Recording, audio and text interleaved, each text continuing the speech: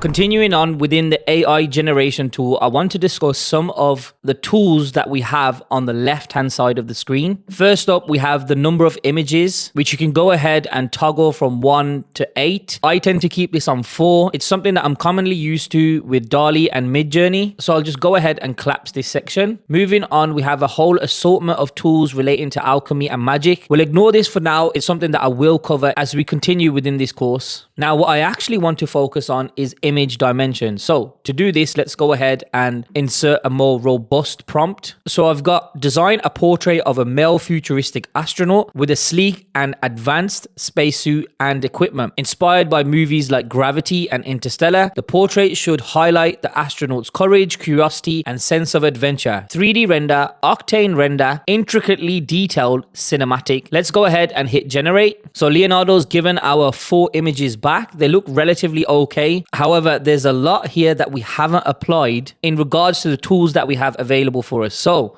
just to help, I'm going to go ahead and prompt generate portrait of a male futuristic astronaut, hit ideate. And I quite like this third prompt that Leonardo has given us, a surrealistic, dreamlike portrait of a male futuristic astronaut with a surrealistic, ethereal atmosphere. I'm going to go ahead and hit generate. Fairly decent, especially compared to our initial prompt. I do tend to find that the prompt itself does matter. However, I do feel like the model and the tools that you use are just as important. So over to the left-hand side, I'm going to turn off prompt magic. Go ahead and hit generate again. And you genuinely can see the difference where prompt magic is applied. However, like I said, we will go into more detail where prompt magic is concerned in a later lesson. So image dimensions. Each model that you use has a recommended dimension. Therefore, if I was to change any of the image dimension that's currently here related to the Dream Sharper version 7 model, which is a fine-tuned model of Stable Diffusion's version 1.5 model, the resolution it runs on is 640 by 832. Now, if I was to go ahead and click on 1024 by 1024, you'll notice I get an exclamation mark pop up next to the image dimensions. And essentially what that is telling us that this model has not necessarily been trained to that upscaling or that resolution. So if I take this